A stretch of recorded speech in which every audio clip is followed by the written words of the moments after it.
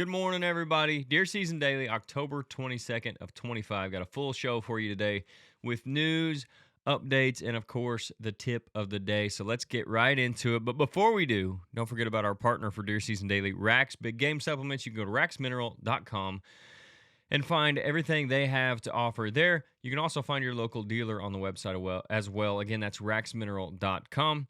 You can also go to our website, ridgehunteroutdoors.com, and use the discount code RHOPOD. That's all caps, no space, and get 10% off of everything in your order. Our scents are available on the website now. So our buck tarsal spray, our doe tarsal spray, and our calming spray are all back in stock and ready to ship. We're trying to ship on Mondays and Thursdays depending on order volume, so just keep that in mind when you do order. But those are ready to go, and you can use that discount code on those. We also have some apparel on there, as well as our food plot seed when that comes available. And there's all kinds of content on the website as well. If you guys are on YouTube, subscribe, comment, like, all that kind of stuff really helps. If you're on audio only, follow us, leave us a review. That helps as well. And share it on your socials. Our socials, if you want to tag us, are Ridge Hunter Outdoors. That's on Facebook and Instagram. Those are the two that we use the most. So, kick this thing off with the RHO update as always. The doe video from the cabin is out. It came out yesterday, so if you haven't seen that, go check it out.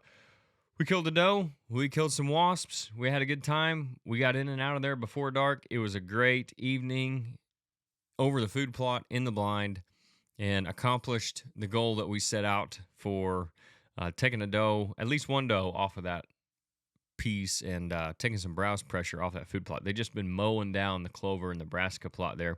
I did plant a little bit more stuff, some winter grains mix in there before this last rain we got. So I'm hoping that that stuff will come up as the deer are browsing down the other stuff. One or the other might take pressure off of each other, and I might end up still with a decent crop there, just depending on if we get any frost or not coming up here soon. It is actually supposed to be down in the 30s coming up, so we'll see how that goes, but I'm hopeful that I'll still have a decent stand. I know from the pictures I've been getting the last couple days, since that rain, it's already starting to look more green out there. So that's a plus, and that should help bring that clover back too. So the channel is doing really well. I really appreciate you guys because you're the reason that it's doing well. Our podcast downloads are up. Our video views are up. Our subscribers are up. We're closing in on our goal of 10,000. We're over 9,500 now. So if you guys haven't subscribed, or if you know people who haven't, your friends haven't, share it with them. Let them know that you enjoy the content and that you think they will too. I'm super thankful to see how well everything's doing, and we're excited to see where it can go by the end of the year. 10,000 is our goal on YouTube. I think we can hit that. I think we can pass that. And I look forward to bringing you guys some more awesome videos throughout the season. Who knows? If we end up killing some really nice deer, obviously that's going to help, and you guys are going to enjoy that too. So thanks again for tuning in, especially if you're tuning in every day for these dailies or most days. Really appreciate that. But again, the regular content, the videos, all that stuff, appreciate you guys watching it. We did have a good hunt with Blake last night. We saw close to 20 deer, mostly does and fawns. We saw a few young bucks, no shooters, but it was a good sit nonetheless. It was super windy yesterday. It's going to be again today. We'll talk about that in a little bit. I might try a new spot tonight. We'll see. It just depends on how things go today. The wind's supposed to be right for one of these spots. I was hoping it was going to have a little bit of north in it and I could try a different spot. But nonetheless, I may try a new spot this evening. We'll just see what happens. There's a couple different places I could go with this wind. So I'll talk about that a little bit later though. Talking Shop is the next segment.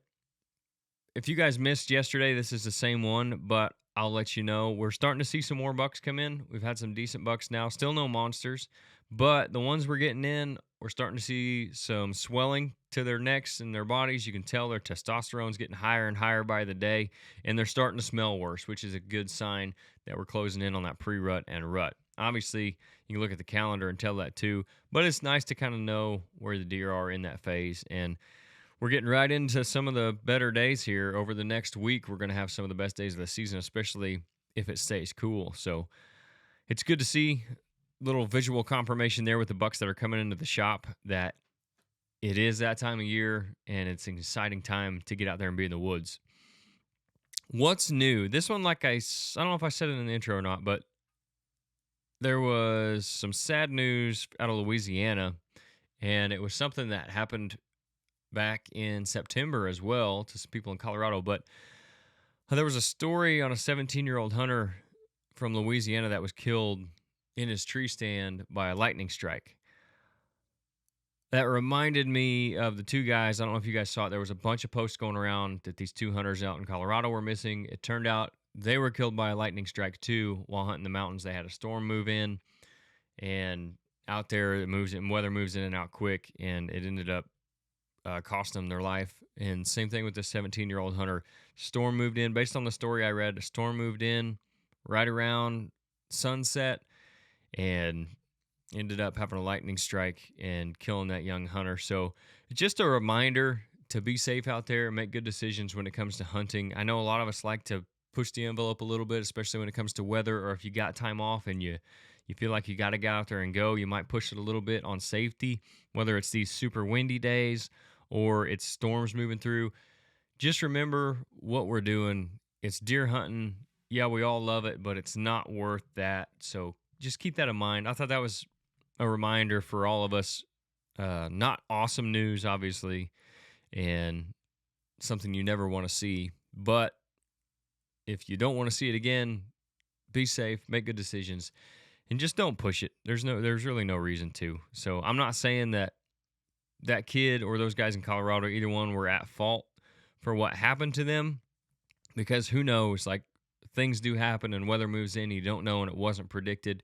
But you can do a lot to mitigate those risks when it comes, especially when it's weather related. So just keep that in mind and try to be safe out there when it comes to that stuff too.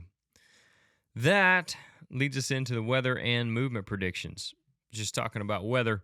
Today, looking at a low of 43 for this morning, a high of 62. And again, much like yesterday, we're supposed to be down in the high 50s by the evening. And if it's as windy as it was yesterday, which is supposed to be, high winds again out of the west in the afternoon, gusts are supposed to be up close to 30. So just like yesterday, it got pretty cold in that blind with the wind hitting us in the face. Even though it was like 56 degrees outside on the thermometer, it felt a lot colder than that with that wind beating on you for 2 hours. So keep that in mind if you're going out. Maybe dress just a little bit warmer than you planned. It is supposed to be sunny most of the day, and the pressure is supposed to be around 30. So that is encouraging that we're going to have average to slightly below average temperatures with a high pressure. That wind is supposed to lay a little bit before dark again. It did yesterday. I expect it to again today. That could be a really good last hour. The wind really wouldn't be bad. Like at 15 miles an hour sustained is not bad. I think I talked about that on yesterday's episode. 10 to 15 is kind of the sweet spot. But it's supposed to be really gusty, like up to 30, like I said. So that's not really ideal. But either way, before it really picks up, the day winds, and then after they lay could be really good. The cooler morning should have some deer on their feet today. I would expect to see that. I expect the cameras to be active this morning. And if you're out in the stand, I'd expect you should see some deer before those day winds pick up, especially before it starts to warm up a little bit. I don't expect really good movement, though, until right at last light if the wind does lay down, just like that hunt I had with Blake. When the wind finally laid down, the deer just started kind of piling out into the fields. So if you're hunting the evening, don't give up because you haven't seen anything until the last hour, last 30 minutes. I think that's probably going to be the best time today to be out there. And the last segment is the tip of the day. And this one also kind of has to do with wind, but I think it's something that can definitely make you a better hunter. I know it can make you a better hunter, and that's understanding thermals can kill big bucks. That's the tip of the day. Thermals are really important, unlike today when the winds are low. So if you have like 5 mile per hour or less on your winds, your wind speed, then your thermals are really going to start to take over, and that's when they're really going to come into play. A lot of this is thought about just for hunting the mountains out west. You hear about thermals a lot when you're talking about elk hunting and stuff like that, but it's not just for that. And they're more prevalent there for sure, and it's definitely one of the most important things, but you can use them to your advantage here in the Midwest too when it comes to hunting whitetails. Even in terrain that doesn't seem like it would be necessary to pay attention to your thermals, it can absolutely have an effect. Even small little dips and rolls in the woods and the timber that seems pretty flat, your thermals are going to come into play. And the easiest way for me to think about them is they go with the sun. So when the sun's coming up in the morning, your thermals are going up. When the sun's going down in the evening, your thermals are going down. And in the evening, when that happens, it's because that cooler air is heavier and it pulls down your scent, it pulls your thermals down. The easiest way to kind of think about that is your thermals are going to fall just like water would run. So where's the lowest spot from where you're at? If you dumped out a bunch of water, where would that water run? That's where your thermals are going to go. So that's why you hunt high in the mornings with low winds to get your thermals up above everything. You don't want to hunt at the bottom of a big ridge and have your thermals blowing up that ridge to the deer. And you want to hunt low in the evenings because if you're on top of that, it's going to pull your thermals down to the deer that are on the bottom. So hunt high in the mornings, hunt low in the evenings, especially if you're talking about ridge systems and stuff like that. Same thing as like the pressures. You can think about that with the sun. When the sun's going up, so am I. When the sun's going down, I am too. You can get away with a lot on a sunny, high-pressure morning. So like today, if there were going to be almost no winds, because of the thermals pulling up with the sun and the high pressure, your scent is basically going straight up. So even if that wind is forecasted to be out of not a great direction, you could still get in there and hunt maybe your best stand. Let's say it's November 6th and the wind's not technically supposed to be right. It's not predicted to be out the right direction, but it's less than 3 miles an hour and it's high pressure, it's sunny. You can get in there and get in that spot. And until the day winds pick up, you're going to be golden because your scent's going to be going straight up with those thermals.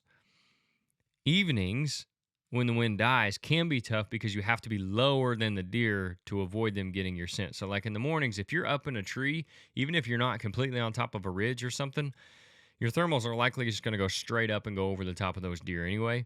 And you've probably seen that too. Like if you think of a pond that's got steam coming off of it as the sun comes up, a lot of times that's pulling towards the sun and going straight up, right? A lot of you have probably seen that. That's the same way your thermals work. And then in the evenings, where does fog settle, right? It settles in those low spots on the road, or the same steam from that pond settles in the low spots. So that's just kind of a visual confirmation of how it's working. The big bucks use thermals too. They understand them. They're out there all the time. That's why they'll use the top third of a ridge in the morning, and they'll use the bottom third in the evening. So not only do they use them to stay safe and be able to smell predators or people, they also use it to be more efficient when checking for hot does. So they'll run the top of that ridge in the morning. Everything down in the bottom or bedded on that ridge, that scent is coming up to them, so they can scent check that whole ridge by just running the top of it. Same thing in the evenings, especially if you see those bowls or those low spots where a lot of thermals are going to settle. That buck's going to go right through that area. He can smell everything in that area from multiple directions just by running through that low spot. They've got that figured out. They're going to do that to be more efficient for checking for hot does. So if you understand how you can use thermals to keep your scent away from those deer and how those big bucks use them to their advantage like that, your success will go way up. There's no doubt about it. If you understand thermals, you're going to have a lot more success when it comes to killing bucks, not only in big, deep ravines and draws and ridges, but also in flat country too. It's something that I think is kind of a natural progression going from learning about wind directions and when to hunt those into thermals. And once you understand them, you're going to have more success. So that's all I got for you guys today. I appreciate you again tuning in to Deer Season Daily. I'll see you tomorrow morning.